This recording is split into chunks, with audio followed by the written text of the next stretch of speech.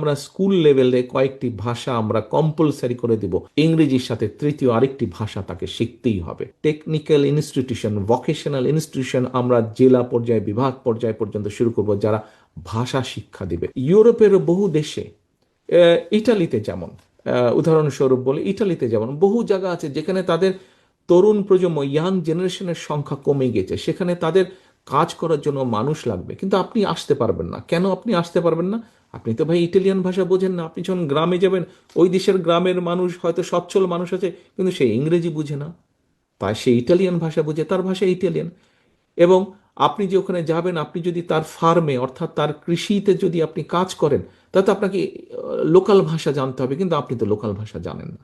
আমরা চাইছি আমাদের তরুণ সমাজকে, সে শহরেই থাকুক গ্রামেই থাকুক, তরুণ সমাজকে, আপনারা শুনেছেন যে বাংলাদেশ থেকে বছরে 8 থেকে 10 লক্ষ মানুষ যায় বিদেশে, কিন্তু এর মধ্যে প্রায় 7 লক্ষ মানুষ যারা যে আনস্কিল লেবার যায়, আনস্কিল ওয়ার্কার যায়।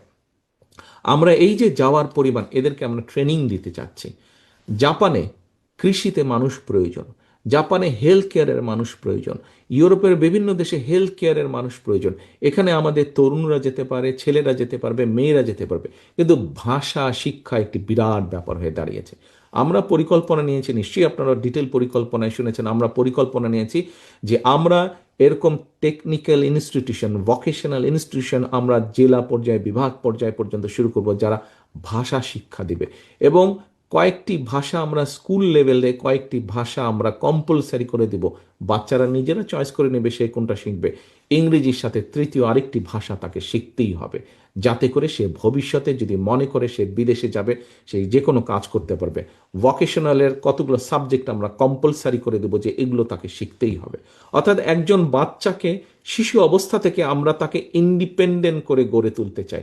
খেলাধুলা তাকে করতে হবে। আমিনুল আপনাদের সামনে তুলে ধরেছে যে আমরা শুধু ডাক্তার বানাবো তা না, আমরা শুধু ইঞ্জিনিয়ার বানাবো তা না, আমরা শুধু উকিল ব্যারিস্টার বানাবো তা না, আমরা খেলোয়াড় পর্যন্ত তৈরি করব। আমরা দেশে একজন খেলোয়াড়, প্রফেশনাল খেলোয়াড় আমরা তৈরি করতে চাই। সে দেশে খেলবে, সে বিদেশে খেলবে। বিদেশে শুধু ডাক্তার দেশে সুনাম বয়ে নিয়ে আসবে তা না, শুধু ইঞ্জিনিয়ার দেশে সুনাম বয়ে নিয়ে আসবে তা না, শুধু ব্যবসায়ী দেশে সুনাম বয়ে নিয়ে আসবে তা না। একজন খেলোয়াড়, একজন ব্যক্তি খেলোয়াড়, সে ছেলে হোক মেয়ে হোক। আপনারা দেখেছেন মেয়েরা কি সুন্দর এশিয়ান ফুটবলে তারা দেশের জন্য সম্মান বয়ে নিয়ে এসেছে। আপনারা দেখেছেন ক্রিকেটে কিভাবে বিশ্ব দরবারে বাংলাদেশের ইয়াং ছেলেরা, ইয়াং ক্রিকেটাররা কিভাবে সম্মান বয়ে নিয়ে এসেছে। আমরা অন্যগুলোতেও চেষ্টা করতে পারি, যেগুলোতে আমাদের পক্ষে সম্ভব আমরা সেগুলোতে চেষ্টা করবো। আমরা প্রফেশনাল খেলোয়াড় গড়ে তুলব, তারা বিদেশে খেলবে।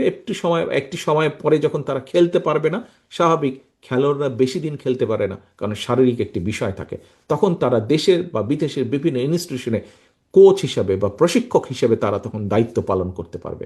অর্থাৎ প্রত্যেকটি জেনারেশনকে, প্রত্যেকটি ভবিষ্যৎকে আমরা সেভাবে গড়ে তুলতে চাই।